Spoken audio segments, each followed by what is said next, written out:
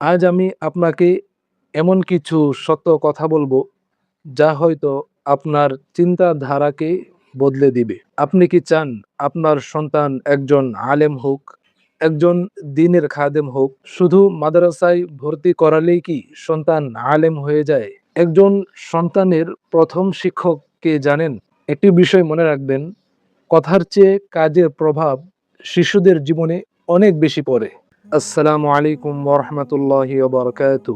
আপনি কি চান আপনার সন্তান একজন আলেম হোক, একজন দ্বীনের খাদেম হোক, যে কোরআনের আলো দিয়ে এই অন্ধকার পৃথিবীকে আলোকিত করবে? কিন্তু একটা প্রশ্ন হলো, শুধু মাদ্রাসায় ভর্তি করালেই কি সন্তান আলেম হয়ে যায়?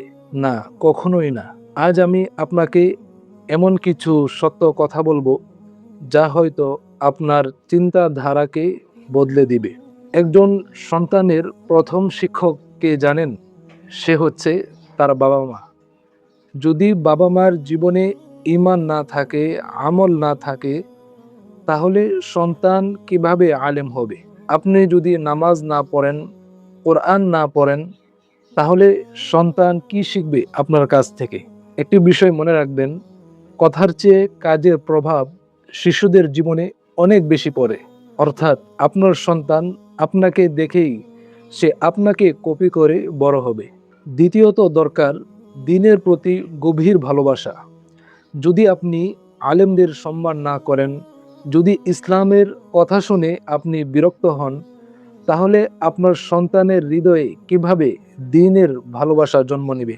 সন্তান দেখে তার বাবা মা কি ভালোবাসে, তারা কোন বিষয়কে হৃদয়ে ধারণ করে, আর সেটা দেখেই সন্তান ভালোবাসতে শিখে। সন্তানকে আলেম বানানো কোনো একদিনের কাজ না, এটা একটা দীর্ঘ পথ, ত্যাগের পথ, ধৈর্যের পথ। অনেক সময় এমন হবে, আপনার সন্তান হয়তো পড়তে চাইবে না, হয়তো ক্লান্ত হয়ে পড়বে। সেই সময় আপনার ধৈর্যের সাথে তাকে বোঝানোই তাকে পড়াশোনার পথে এগিয়ে দিবে।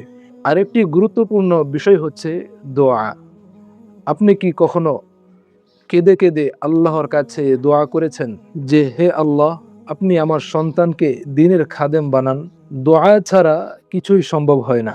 যেখানে চেষ্টা শেষ হয়ে যায়, সেখান থেকে দোয়ার মাধ্যমেই সামনে এগোতে হয়। পরবর্তীতে সন্তানের জন্য যে বিষয়টা খুবই গুরুত্বপূর্ণ তা হচ্ছে সঠিক পরিবেশ। এটা অত্যন্ত গুরুত্বপূর্ণ একটি বিষয়।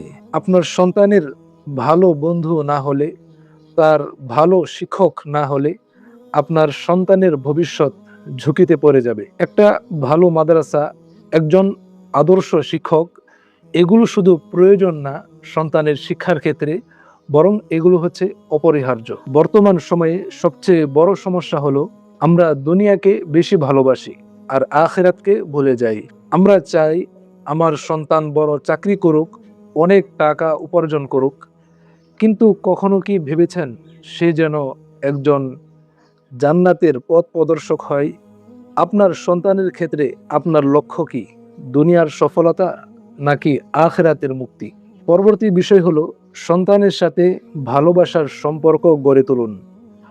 জোর করে কোনো কিছু হয় না, ভালোবাসা দিয়েই হৃদয় জয় করতে হয়।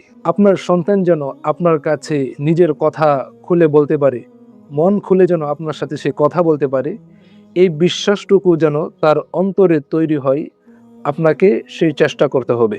এর পরবর্তী বিষয় হচ্ছে, যোগ্য আলেমদের সাথে সম্পর্ক রাখুন। তাদের কাছে যান, তাদের পরামর্শ নিন, তাদের সান্নিধ্যে থাকুন। কারণ সঠিক পথ দেখাতে পারে শুধু সঠিক মানুষই। সবশেষে যে কথাটি বলবো তা হচ্ছে, সন্তানকে সময় দিন। শুধু টাকা খরচ করলেই দায়িত্ব শেষ হয়ে যায় না। সন্তানের পাশে বসুন, তার সাথে কোরআন পড়ুন, তার মনের কথাগুলো শুনুন। আপনি তাকে এই সময় দেওয়াটাই তাকে এক সময় বড় করে গড়ে তুলবে। এরপর আরেকটি গুরুত্বপূর্ণ বিষয় হচ্ছে নিয়ত। আপনার নিয়ত যদি হয়, আল্লাহর সন্তুষ্টির জন্য আমার সন্তানকে আলেম বানাবো, তাহলে আল্লাহ নিজেই আপনার জন্য সেই পথকে সহজ করে দিবেন। মনে রাখবেন, যেই পরিবারে দ্বীনের পরিবেশ, ভালোবাসা, ধৈর্য আর দোয়া থাকে, সেই পরিবার থেকেই জন্ম নেয় একজন প্রকৃত আলেম। সন্তানের জীবন, সন্তানের ভবিষ্যৎ সুন্দর করে গড়ে তুলতে হলে এই সংক্ষিপ্ত পরিসরে আপনাদের খেদমতে কিছু আলোচনা পেশ করেছি। আজ থেকে এই বিষয়গুলো খেয়াল করে চেষ্টা শুরু করুন, কারণ আপনার সন্তান শুধু আপনার নয়, সে হতে পারে পুরা উম্মাহর একজন পথ প্রদর্শক।